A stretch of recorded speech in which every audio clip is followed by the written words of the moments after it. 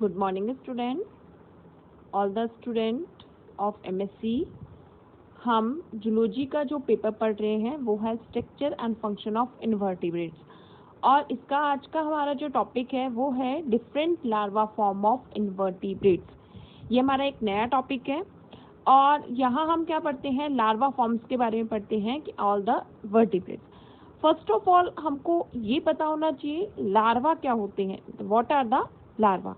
तो larva form एक तरीके से जनरली अगर हम बात करते हैं, it means it is the structure of the reproduction, यानी कि आफ्टर रिप्रोडक्शन एक न्यू ऑर्गेनिज्म के फॉर्मेशन के बीच की एक मीडिएटरी जो स्टेज होती है उसको हम जनरली क्या डिफाइन करते हैं, that is the larva.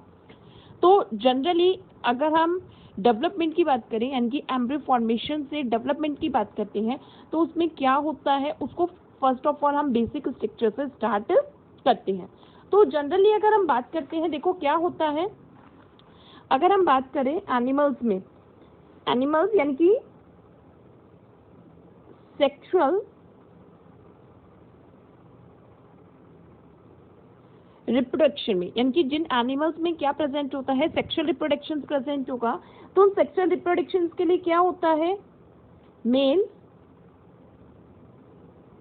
Female, male female होते हैं। मेल में गैमेट बनता है, मेल गैमेट को हम कहते हैं that is the sperm, and female में जो गैमेट बनता है दैट इज द ओवम। ये हमारा बेसिक हम स्ट्रक्चर कर रहे हैं कि जब एक एम्ब्रियो फॉर्म्ड होता है तो उसके लिए क्या क्या प्रोसीजर अप्लाई होते हैं। तो फर्स्ट ऑफ ऑल जनरली क्या होगा कि जो भी सेक्सुअल रिप्रोडक्शन करने वाले एनिमल्स होते हैं इनमें मेल और फीमेल होते हैं। मेल में गैमेट बनता है that is called the sperm, and female में जो गैमेट बनता है that is called the ovum. When the sperm and ovum are fused together by the process of fertilization, it means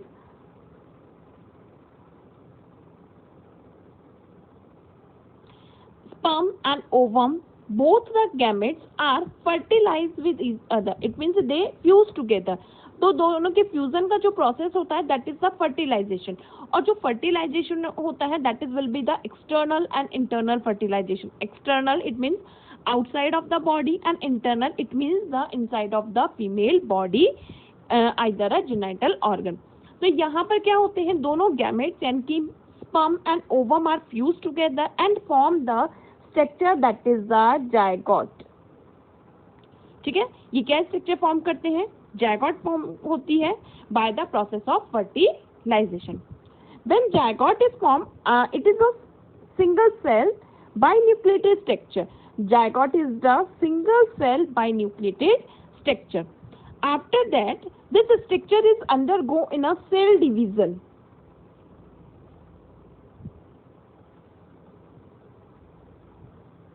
After that, this zygote is undergo in a cell division, and their cell division process is generally known as the cleavage।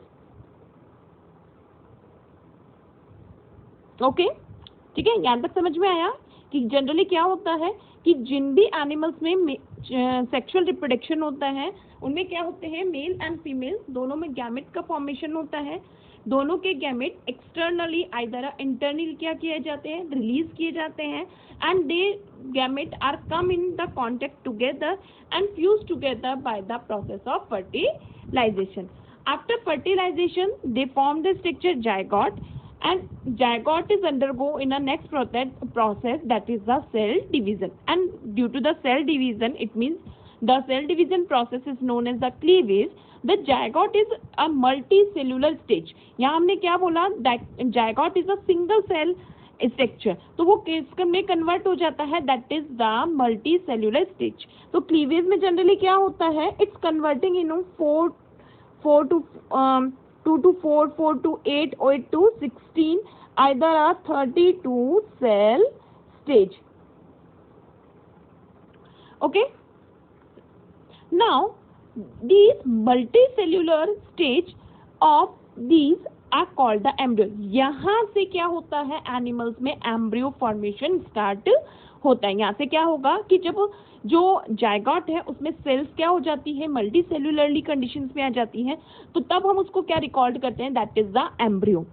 Okay, now the embryo is goes in a next stage that is the blastula. After that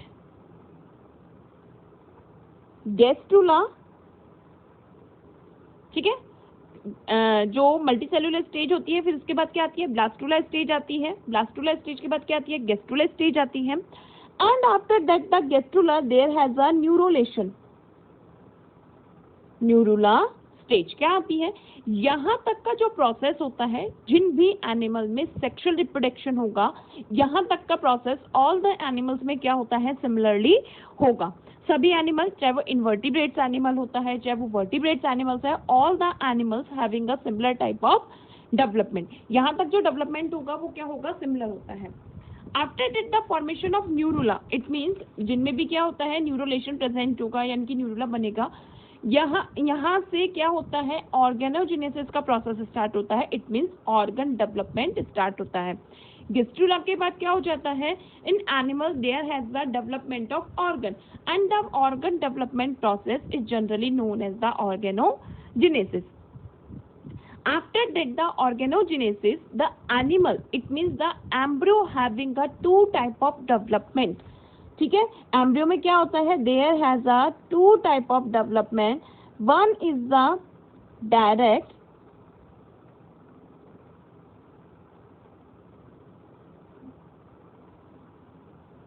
first is the direct development and second one is the indirect development. Clear है? देखो क्या हमने बात करी है कि हमारा जो बेसिकली टॉपिक है वो क्या है, different forms, larva form in invertebrates. But first of all हमको लार्वा के बारे में स्टडीज जब हम कर रहे हैं तो हमें क्या नॉलेज होनी चाहिए कि लार्वा स्ट्रक्चर आई कहाँ से है। तो लार्वा क्या है, that is a embryonic structure. Larva क्या होती है, it is a embryonic structure, it means by the larva it's converting in a new organism. वो किसमें कन्वर्ट होता है, एक न्यू ऑर्गेनिज्म में कन्वर्ट होता है। तो लार्वा बनने के लिए किसी एनिमल में तो क्या बनना चाहिए, फर्स्ट ऑफ ऑल एम्ब्रियो बनना चाहिए। तो एम्ब्रियो के फॉर्मेशन के लिए हम प्रोसेस पढ़ रहे हैं कि एम्ब्रियो फॉर्मेशन जनरली होता कैसे है। मेल और फीमेल में गैमेट फॉर्म्ड होते हैं, गैमेट आपस में फ्यूज्ड होते हैं, फ्यूज्ड होकर वो जायगोट बनाते हैं। जो जायगोट होता है फिर उसमें क्या होता है, सेल डिवीजन होता है। वो एक सिंगल सेल जो जायगोट होता है वो किसमें कन्वर्ट होता है, मल्टी सेल स्टेज में कन्वर्ट होता है। मल्टी सेलुलर स्टेज के बाद इसमें क्या क्या स्टेजेस आ जाती है, यानी कि कंटिन्यूअसली सेल डिवीजन होगा, क्या क्या स्टेजेस आ जाती हैं, ब्लास्टुला बन रहा है, गैस्ट्रुला बनता है, न्यूरुला बनता है। गैस्ट्रुला बनने के साथ ही, क्योंकि गैस्ट्रुला में जनरली हम क्या बात करते हैं, 3 जर्मिनल लेयर का फॉर्मेशन होता है and because of 3 germinal layer animals में क्या फॉर्म्ड होने लग जाते हैं, ऑर्गन्स बनने लग जाते हैं, इट मीन ऑर्गेनोजेनेसिस स्टार्ट हो जाता है। अब गेस्ट्रुलेशन के बाद क्या होता है, यहाँ तक का, यानी कि गेस्ट्रुलेशन के बाद जब ऑर्गेनोजेनेसिस स्टार्ट होता है तो यहाँ तक का जो प्रोसेस होता है वो सभी एनिमल्स में सिमिलर होगा, चाहे वो इनवर्टिब्रेट्स होता है चाहे वो वर्टिब्रेट्स होता है, सभी एनिमल्स में क्या होगा, सिमिलर होगा। इसके बाद का जो प्रोसेस होता है वो क्या हो जाता है, डिफरेंशिएटेड हो जाता है कि कुछ एनिमल्स में क्या मिलता है, डायरेक्ट डेवलपमेंट मिलेगा and some animals having a indirect development. अब हम डायरेक्ट डेवलपमेंट की बात करते हैं तो डायरेक्ट डेवलपमेंट में क्या होता है, in direct development there has no larva stage, ठीक है। डायरेक्ट डेवलपमेंट में क्या होगा, there has no larva stage, no larva is present and the embryo directly converted to a smaller structure which is similar to the adult one।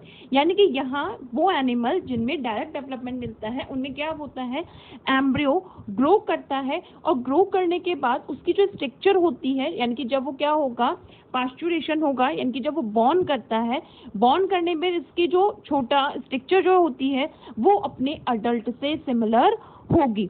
It means हम क्या कह देते हैं, जनरली क्या बनता है, एक तरीके से इन्फेंट बनता है।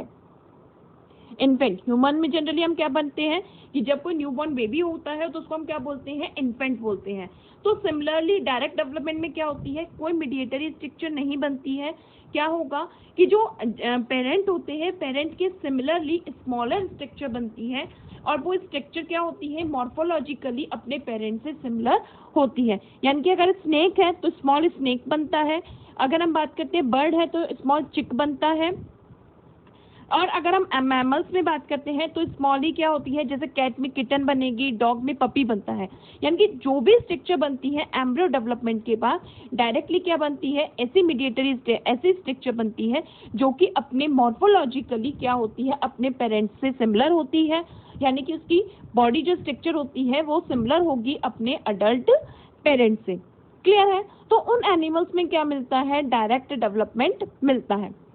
अब हम बात करते हैं इनडायरेक्ट डेवलपमेंट में, यानी कि यहाँ एनिमल में जब एम्ब्रियो डेवलप करता है तो उसमें कुछ मीडिएटरी स्टेजेस बनती हैं, और उन मीडिएटरी स्टेजेस को हम क्या कहते हैं, जनरली लार्वा रिकॉल करते हैं। उन मीडिएटरी स्टेज को हम क्या करते हैं, लार्वा रिकॉल करते हैं। It means it is a totally different structure from there adult ones. यानी कि ये क्या होती है, एक मीडिएटरी स्टेजेस है embryo firstly converting into a larva, then larva is converting into a adult. Larva किसमें कन्वर्ट होता है, जो अडल्ट में कन्वर्ट होता है। एम्ब्रियो से लार्वा बनता है, लार्वा से क्या बनता है, अडल्ट बनता है। तो ये जो लार्वा होता है it is a totally different to there adult, यानी कि वो हम उसको रिकॉग्नाइज नहीं कर सकते कि वो कौन सा एनिमल है। जैसे जनरली आपने क्या सुना हो, एम्फीबिया में, फ्रॉग में, जो फ्रॉग है उसमें टेडपोल लार्वा मिलता है, और tadpole larva it means it is a aquatic structure. जो लार्वा है it is a aquatic structure, otherwise the frog is a both amphibious in nature. वो कहाँ रह सकता है, it can be live in a aquatic area at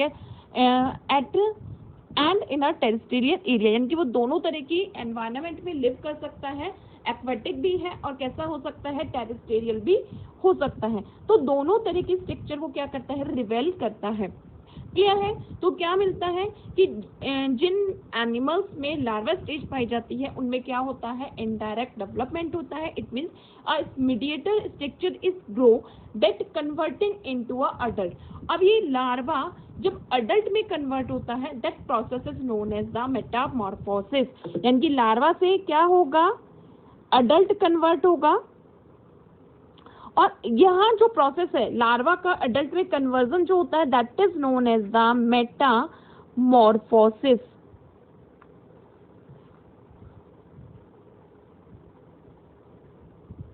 ठीक है, क्या होता है, मेटामॉर्फोसिस का प्रोसेस चलता है। तो जिन भी एनिमल्स में लार्वा स्ट्रक्चर प्रेजेंट होगी वो क्या होता है, मेटामॉर्फोसिस का प्रोसेस उनमें मिलेगा, and they have the indirect development. तो यहाँ जैसे आपने जनरली इनडायरेक्ट डेवलपमेंट आपने इनवर्टिब्रेट्स में स्ट्रक्चर भी किया होगा, आपके सिलेबस में था बीएससी में, कि वहाँ हम इनडायरेक्ट डेवलपमेंट को जनरली स्टडी करते हैं। तो अब देखो इनडायरेक्ट डेवलपमेंट का मीन्स क्या हुआ, इट मीन्स क्या होगा कि जनरली एग होगा। अगर हम रिजेंबल करते हैं जिन भी एनिमल्स में क्या मिलता है, इनडायरेक्ट डेवलपमेंट। देखो जिनमें डायरेक्ट डेवलपमेंट मिलेगा उनमें क्या मिलेंगे, ये एग्स है, एग्स से आगे क्या बनती है, एग्स से अगर हम आगे बात करते हैं मीडिएटरी स्ट्रक्चर में, तो यहाँ पर डायरेक्टली क्या बन जाते हैं, एम्ब्रियो बनता है।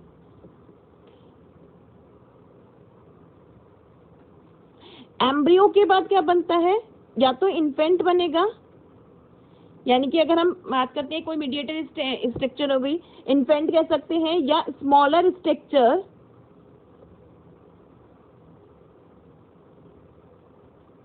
which similar to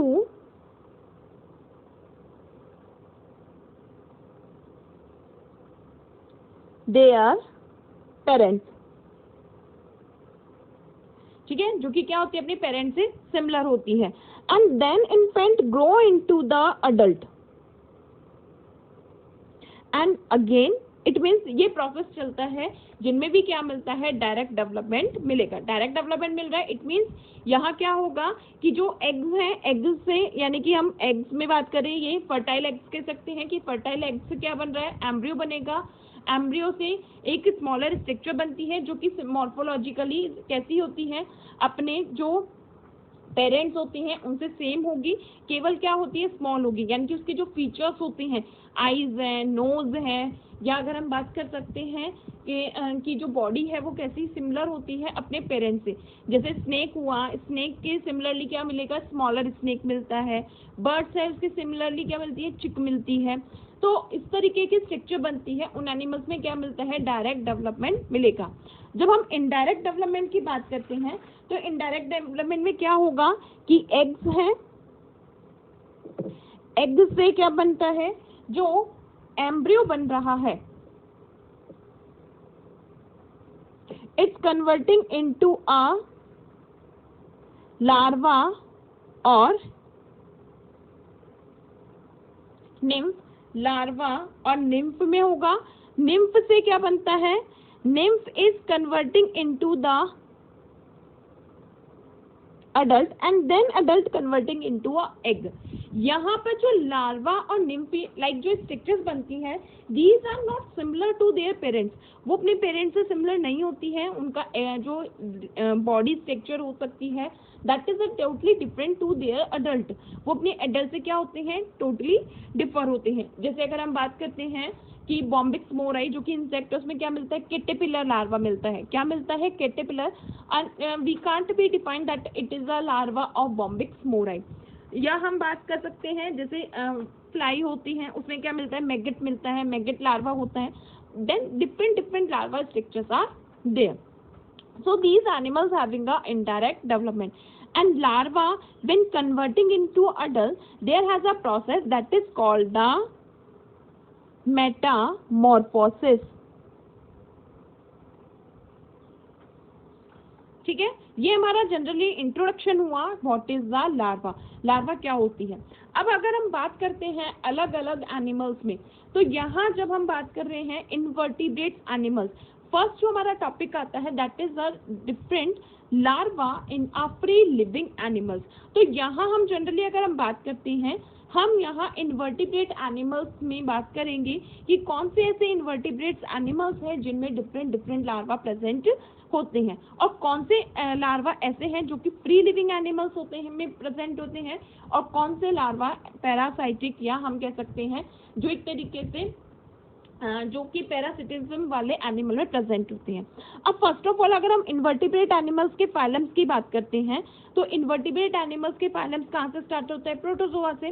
protozoa are the unicellular animal. कैसे हैं, यूनिसेल्युलर एनिमल है, उनमें इस टाइप की कोई स्ट्रक्चर्स नहीं मिलती। सेकेंड जो आता है दैट इज अ पॉरीफेरा। जो नेक्स्ट आता है वो हमारा क्या आता है, पॉरीफेरा। पॉरीफेरा में जब हम बात करते हैं तो पॉरीफेरा एनिमल्स में हमारे को जो लार्वा मिलते हैं वो 2 लार्वा स्पेशली प्रेजेंट होते हैं। किसमें, पॉरीफेरा में, that is the amphi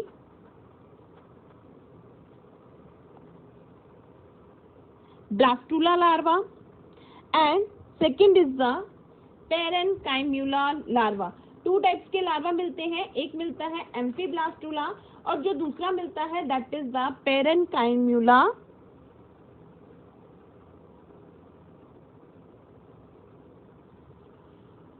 larva. अब पॉरीफेरा की अगर हम बात करते हैं तो पॉरीफेरा एनिमल्स में क्या मिल रहे हैं कि यहाँ पर रिप्रोडक्शन के जो 2 टाइप्स के लार्वा मिलते हैं, एम्फीब्लास्टुला एंड पेरेनकाइम्यूला। नेक्स्ट हमारा फाइलम आता है that is a Cnidaria.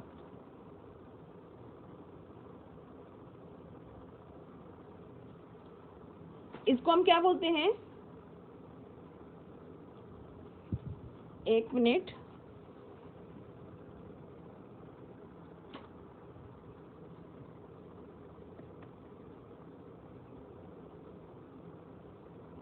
Cnidarian animals.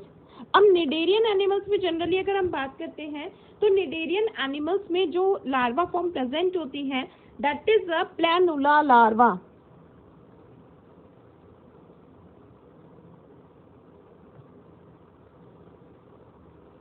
ठीक है, तो फर्स्ट हमारा फाइलम कौन सा आता है, पॉरीफेरा। पॉरीफेरा में आता है एम्फीब्लास्टुला एंड पेरेनकाइम्यूला लार्वा।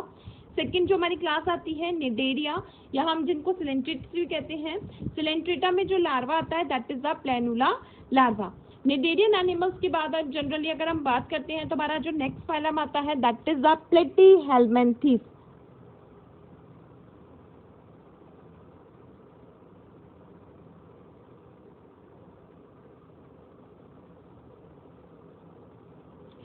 प्लेटीहेल्मिन्थेस। अब देखो यहाँ एक स्पेशलिटीज क्या है, जो पॉरीफेरा है और निडेरियंस है, यानी कि पॉरीफेरा और निडेरियंस के जो एनिमल है वो फ्री लिविंग एनिमल्स है, मतलब टेरेस्ट्रियल है या कॉलोनियल एनिमल्स है, but they are not the parasites. जब हम प्लेटीहेल्मिन्थेस और एस्केहेल्मिन्थेस एनिमल्स की बात करते हैं, they are the parasitic animals.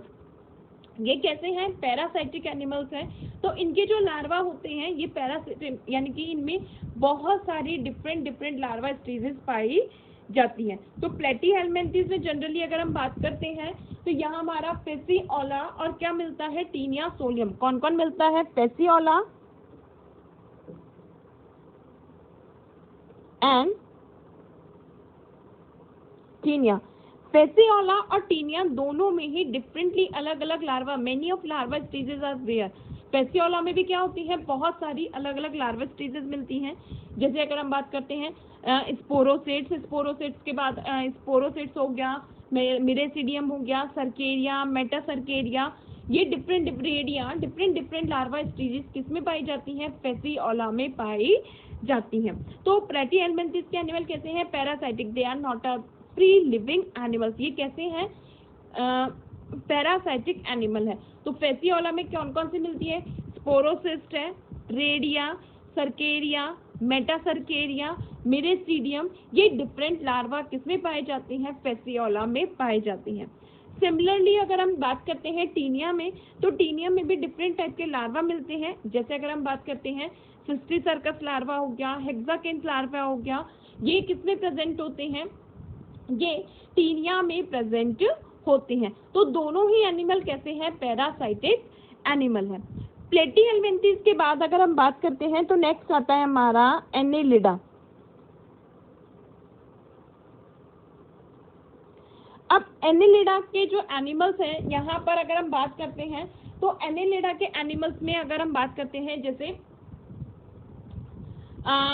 नेरिज हो गया, नेरिज है, या फिर अगर हम बात करते हैं जो लीच होता है उनमें लार्वा फॉर्म नहीं पाई जाती है, या हम अर्थवर्म की बात करते हैं तो अर्थवर्म में भी क्या होती है? लार्वा फॉर्म नहीं पाई जाती है। तो जनरली एनेलिडा का एक फाइलम है पॉलीकिटा, और पॉलीकिटा के एनिमल में क्या पाया जाता है? लार्वा फॉर्म्ड पाई जाती है। यहाँ जब हम इसके लार्वा की बात करते हैं तो एनेलिडा का जो लार्वा आता है that is the trochophore larva. कौन सा आ जाता है? Trochophore larva. अब अगर हम बात करते हैं ऑर्थोपॉड, नेक्स्ट आता है हमारा दैट इज द ऑर्थोपॉड।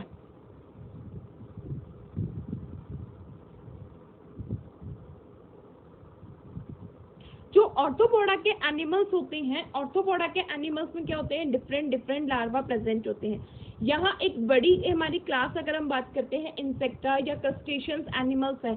जो क्रस्टेशियंस एनिमल्स हैं इनमें बहुत सारी लार्वा स्टेज प्रेजेंट होती हैं, जैसे नोपिलियस, मेकानोपिलियस, जॉययान, या हम बात करते हैं माइसिस। डिफरेंट लार्वा पाए जाते हैं, जो कि हमारे अलग से ही आता है that different larva of crustacea. वो हमारा अलग से टॉपिक है जो हम डिफरेंटली पढ़ेंगे।